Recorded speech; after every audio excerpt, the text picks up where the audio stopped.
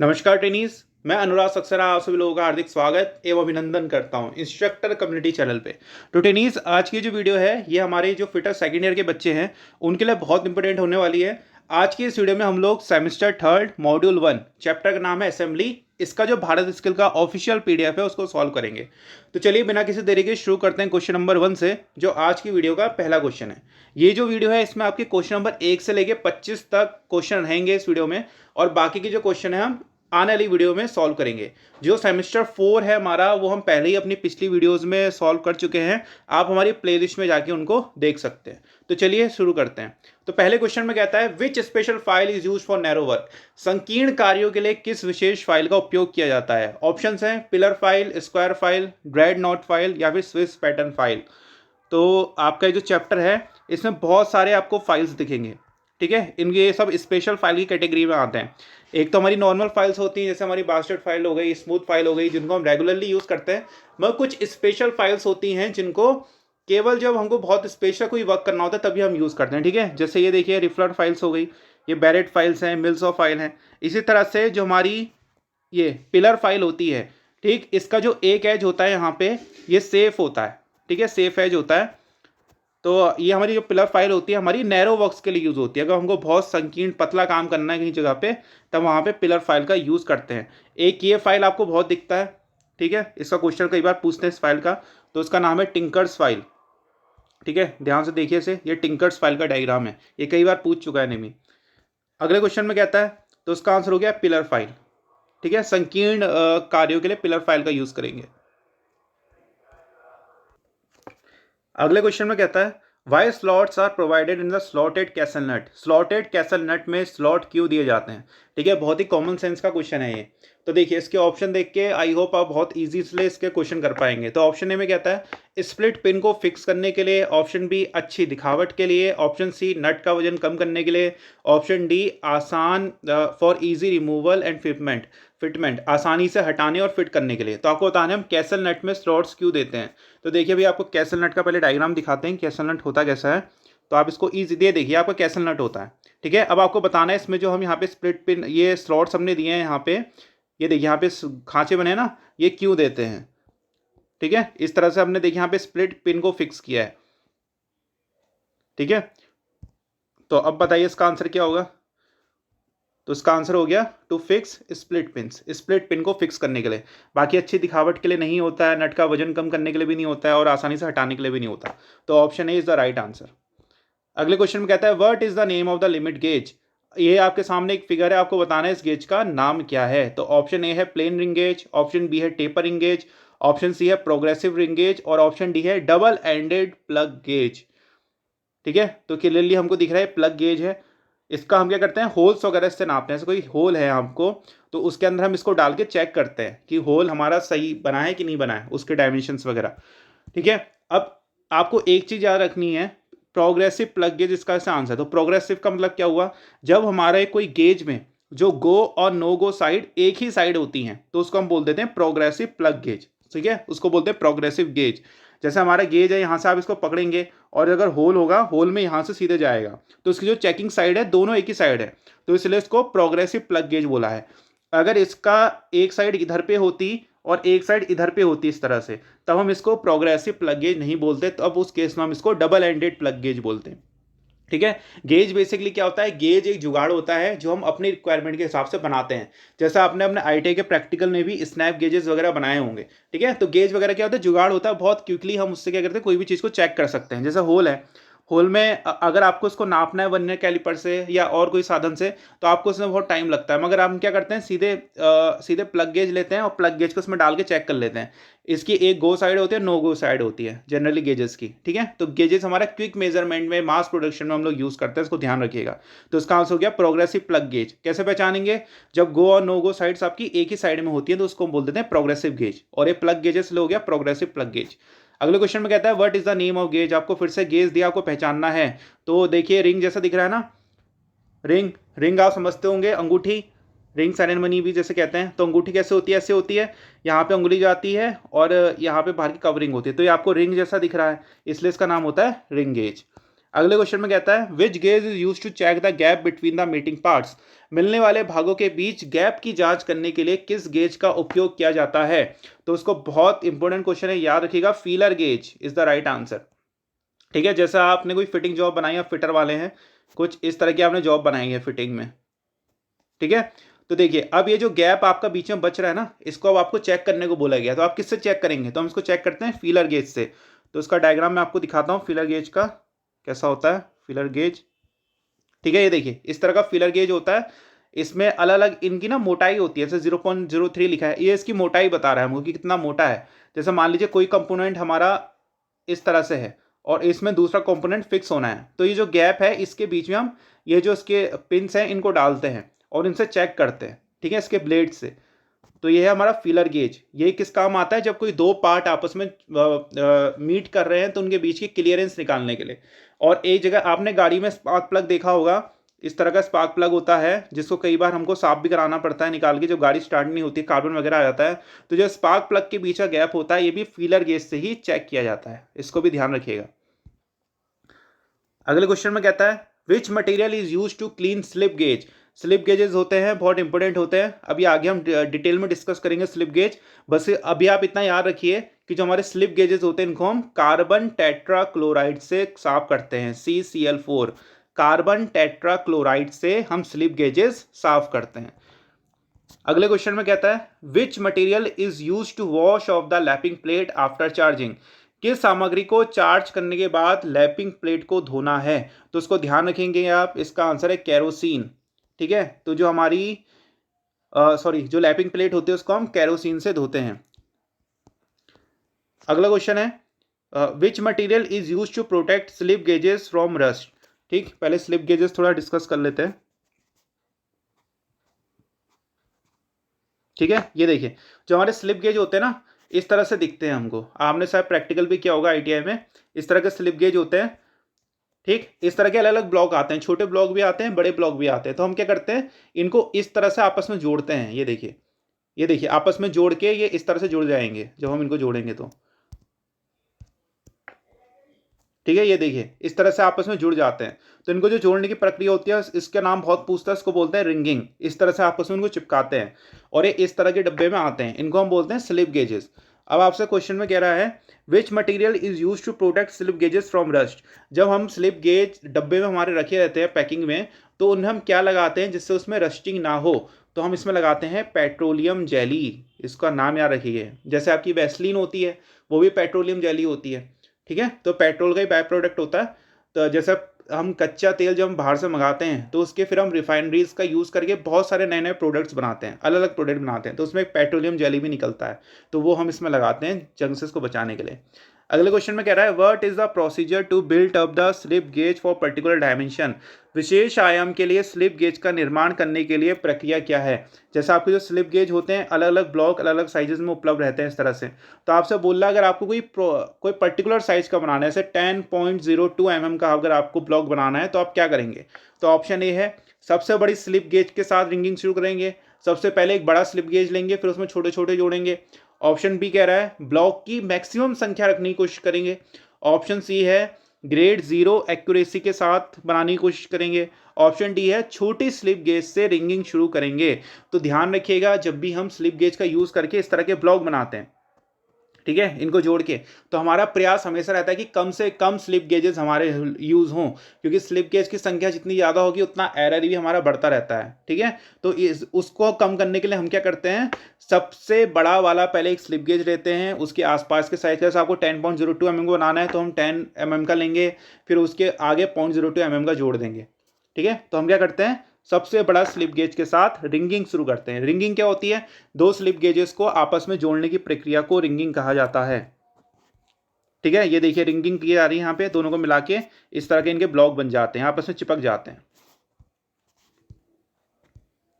अगले क्वेश्चन में कहता है what is the name of gauge. आपको इस गेज का नाम पहचानना है।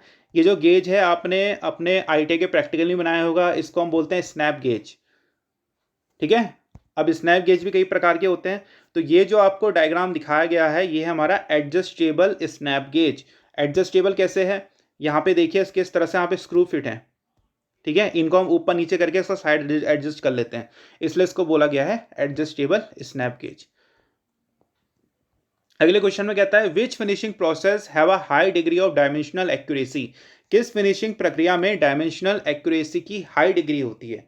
ठीक है, तो जैसे आप लोग जब जॉब बनाते होंगे फिटर वाले, ठीक, तो उसके बाद हम क्या करते हैं, उसको फिनिशिंग करते हैं। कई बार हम स्मूथ फाइल का यूज़ करते हैं, और अगर हमको और ज़्यादा फिनिशिंग करनी होती है तो हम रेगमार मान लेते हैं। तो इसी तरह आपको बताना है कि कौन सा ऐसी प्रोसेस है जिसमें आपको सबसे अच्छी फिनिशिंग मिलती है। तो ऑप्शन ए है फाइलिंग, ऑप्शन बी है टर्निंग, ऑप्शन सी है ग्राइंडिंग, ऑप्शन डी है लैपिंग। तो ध्यान रखिएगा, जो हमारी लैपिंग होती है, ठीक, लैपिंग जो होती है उसमें हमको सबसे ज़्यादा अच्छी सरफेस फिनिश मिलती है।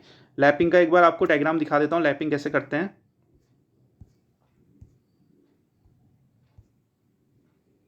ठीक है, ये देखिए, इस तरह से लैपिंग में क्या होता है, ब्लॉक्स बने होते हैं।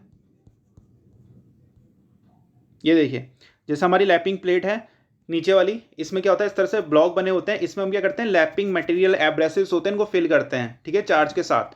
तो फिर क्या करते हैं, जब इसमें हम दूसरे जो पार्टिकल दूसरी जो प्लेट है जिसको हमको लैपिंग करनी है, तो जब हम इसके ऊपर इसको रगड़ते हैं तो हमारी क्या होती है, बहुत अच्छी हमको फिनिशिंग इसमें मिलती है। तो इतना ध्यान रखिएगा, जो हमारा लैपिंग ऑपरेशन होता है सरफेस फिनिशिंग ऑपरेशन होता है। ठीक है, और इसमें हमको सबसे अच्छी सरफेस फिनिशिंग मिलती है लैपिंग में। अगले क्वेश्चन में कहता है which is the abrasive use for lapping soft steel and non ferrous metals, किस अपघर्षक का उपयोग नरम इस्पात और अलौह धातुओं के लैपिंग के लिए किया जाता है। तो उसको याद रखिएगा, ये होता है फ्यूज्ड अलुमिना। जो फ्यूज्ड अलुमिना होता है हम सॉफ्ट मटेरियल्स की लैपिंग के लिए इस्तेमाल करते हैं। अगले क्वेश्चन में कहता है why grooves are provided on the surface of the lapping plate. तो अभी मैंने आपको लैपिंग प्लेट दिखाई थी, ठीक है, ये लैपिंग प्लेट है। तो अब आपको बताना है कि इसमें जो ग्रूव्स बने हुए हैं ये क्यों बने हुए हैं। ठीक है, यहाँ पे आपको देखिए लिखा भी है grooves to retain lapping paste. इसमें क्या होता है, हमारा लैपिंग पेस्ट भर जाता है, जो हम इसमें लगाते हैं ना, तो इसमें हमारा लैपिंग पेस्ट भर जाता है जिसमें एब्रेसिव्स वगैरह होते हैं। फिर उसके मदद से हम दूसरी चीज़ को, जैसे इसको हमको लैप करना है, फिर इसमें जो हम इसको रगड़ेंगे तो यहाँ पे हमारे पार्टिकल फंसे हुए हैं, तो उसकी वजह से क्या होता है, ये हमारा इसमें फिनिशिंग बहुत अच्छी होती है। तो देखिए, ऑप्शन है आपका विस्तार को अनुमति देने के लिए, ऑप्शन बी क्लियरेंस प्रदान करने के लिए, ऑप्शन सी अपघर्षक को बनाए रखने के लिए, ऑप्शन डी मामूली समायोजन की अनुमति देने के लिए। तो आपको बताना है कि जो हमारी लैपिंग प्लेट होती है उसमें हमने ग्रुप्स क्यों काटे थे। तो इसका आंसर है C, to obtain the abrasive, to retain the abrasive, अपघर्षक को बनाए रखने के लिए। अगले क्वेश्चन में कहता है what is the method of surface hardening. आपको सरफेस हार्डनिंग का मेथड बताना है। सरफेस हार्डनिंग हमने पढ़ी होगी, हमको जो मटेरियल होता है अलग अलग हार्डनेस का चाहिए होता है, सारे मटेरियल एक हार्डनेस के नहीं हो सकते। अगर आपका जिसमें आप जॉब बनाते हैं माइल्ड स्टील, अगर वो भी आपका हार्ड हो जाए तो आप उसको घिसेंगे किससे। अगर आपकी फाइल के बराबर ही हार्ड हो गया तो ऐसा ऐसा तो नहीं होगा कि आप फाइल से अपना मटेरियल घिस रहे हो, आपकी फाइल ही घिस गई। तो हमेशा इसलिए क्या होता है कि एक मटेरियल हमारा सॉफ्ट होता है और दूसरा हमारा हार्ड होता है। ठीक है, तो आपको बताना है जो हमारी प्रोसेस आपके सामने है ये कौन सा मेथड है सरफेस हार्डनिंग का। तो देखिए, ये है हमारी कार्ब्यूराइजिंग, ठीक, और एक पैक के अंदर हो रही है तो उसको बोल देंगे पैक कार्ब्यूराइजिंग। बाकी फ्लेम हार्डनिंग में आपको आग दिखेगी, और इंडक्शन हार्डनिंग में क्या होता है, इस तरह की रॉड होती है, इसमें इलेक्ट्रिसिटी का यूज करते हैं। ठीक है, जैसे इंडक्शन कुकर्स वगैरह देखे होंगे ना आपने, उसमें इंडक्शन से हीटअप होता है, वैसे इसमें हीट यूज करेंगे। ठीक है, फ्लेम हार्डनिंग में आपको आग दिखती, तो इसका आंसर हो गया पैक कार्बराइजिंग। अगले क्वेश्चन में बोलता है what is the method of surface hardening. अभी मैंने आपको थोड़ी देर पहले बताया था कि जो हमारी फ्लेम हार्डनिंग होगी उसमें आपको आग दिखेगी, फ्लेम का मतलब आग होता है, तो फिगर में देखिए आपको आग दिख रही है यहाँ पे। ठीक है, तो इसका मतलब हो गया फ्लेम हार्डनिंग। कई बच्चे इसको कंफ्यूज कर जाएंगे इंडक्शन हार्डनिंग से। इंडक्शन हार्डनिंग का भी डायग्राम ऑलमोस्ट सेम होता है, बस उसमें क्या होगा, ये जो आपको आग दिख रही है ना यहाँ पे, ये नहीं दिखेगी। ठीक है, तो ये जो डायग्राम है ये है फ्लेम हार्डनिंग का। अब कई बच्चे कहेंगे फ्लेम हार्डनिंग में तो हमको ने इस तरह का डायग्राम देखा है, यहाँ पे इस तरह से आग आती है और यहाँ पे इस तरह से पानी आता है। ठीक, ये भी फ्लेम हार्डनिंग का ही रूप है। इसमें जो हमारे बर्नर्स हैं ये सर्कुलर रूप में होते हैं, जैसे आपके गैस के चूल्हे में बर्नर्स लगे होते हैं ना, तो उसी तरह से इसमें जो बर्नर्स हमारे सर्कुलर रूप में है, यहाँ पे गैस आती है और उसकी मदद से यहाँ पे आग जलती है, तो ये फ्लेम हार्डनिंग का उदाहरण है। अगले क्वेश्चन में कहता है what is the name of the heat treatment process for reheating the hardened steel to a temperature below 400 degree Celsius followed by cooling.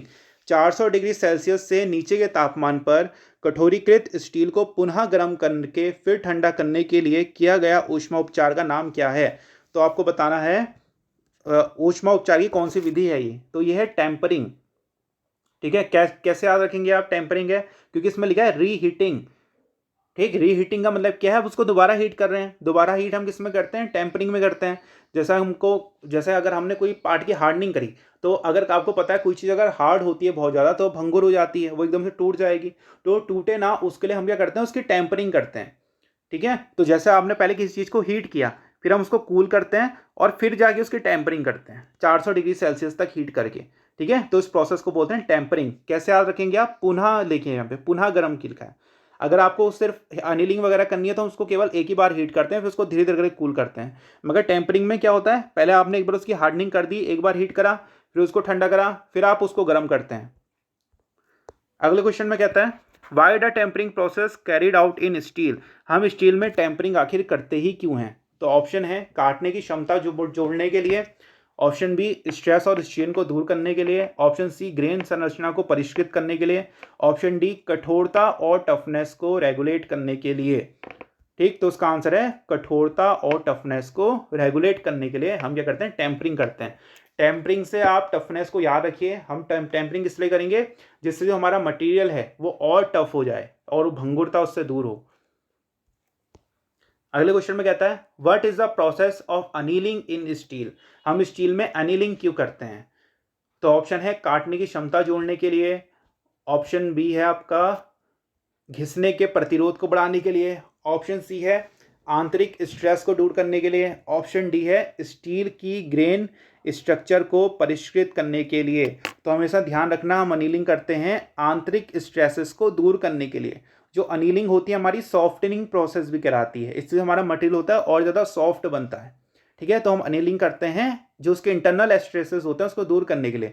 अब इंटरनल स्ट्रेसेस मटेरियल में आते कैसे हैं, जैसे आपने कोई रॉड ली है बहुत लंबी, अब आप इसमें हैमर मार मार के हमने इसको टेढ़ा कर दिया, तो उसके उसके क्या होते हैं, जो इसके अंदर के स्ट्रक्चर होता है स्टील का, ये बिगड़ जाता है, ये आपस में कोई कहीं पे बहुत पास आ जाते हैं, कहीं पे ज़्यादा दूर हो जाते हैं। तो ये जो होता है इसको हम बोलते हैं इंटरनल स्ट्रेस। तो इंटरनल स्ट्रेस को दूर करने के लिए हम अनीलिंग कहते हैं। अगले क्वेश्चन में कहता है what is the name of the key. आपके सामने की का डायग्राम है, आपको बताना है की कौन सी है। तो ध्यान रखेंगे ये है फेदर की। ठीक, ये फेदर की का डायग्राम है। अब की आपने देखी होगी, की का काम क्या होता है, ये देखिए मैंने आपके लिए डायग्राम निकाल के रखा है, ये देखिए। की बेसिकली हमारी क्या करती है, की बेसिकली हमारी क्या करती है, जो हमारी शाफ्ट होती है और हब होता है इसको आपस में जोड़ के रखती है। ठीक है, यही केस इसका पुली के साथ भी हम कह सकते हैं, पुली और शाफ्ट को बहुत अच्छे से जोड़ती है। जैसे हमारी शाफ्ट आपको दिख रही है यहाँ पे, इस तरह से यहाँ पे खांचा बना हुआ है देखिए। ठीक, अब इसको क्या करना है, हमको इसके साथ जोड़ना है, तो इसको जोड़ने के लिए हम क्या करते हैं, इसमें की डाल देते हैं। जैसे जिब हेड की हमने अपने ITI के प्रैक्टिकल में बनाई हो आई होप, तो इसको यहाँ पे हम डाल देते हैं और इसी तरह का ग्रुप जो हमारा पुली है या हब है इसमें ही बना रहता है। तो उससे क्या होता है, जो हमारा तो ये आपको जहाँ पे पहिया दिख रहा है और ये जो शाफ्ट है आसानी से अच्छे से इसमें जुड़ जाते हैं। तो ये होता है हमारा की का काम, कि जो हमारी पुली है और जो शाफ्ट है इसको आपस में हम जोड़ सकें अच्छे से। और जब इसको निकालना होता है तो यहीं से हम इसको ठोक के निकाल भी सकते हैं इजीली। ठीक है, तो कीज अलग अलग तरह की होती हैं। ये जो डायग्राम आपको दिखाया गया है यहाँ पे, ये फेदर की का डायग्राम है। अगले क्वेश्चन में कहता है what is the purpose of की जो हम लगाते हैं क्यों लगाते हैं। तो ऑप्शन है टॉर्क को संचारित करने के लिए, ऑप्शन बी असेंबली के कार्य के लिए, ऑप्शन सी असेंबली भाग को लॉक करने के लिए, ऑप्शन डी मिलने वाले भाग के बीच क्लियरेंस प्रदान करना। ठीक है, ये चीज़ मैं आपको पहले ही बता चुका हूँ, दोबारा रिपीट कर रहा हूँ।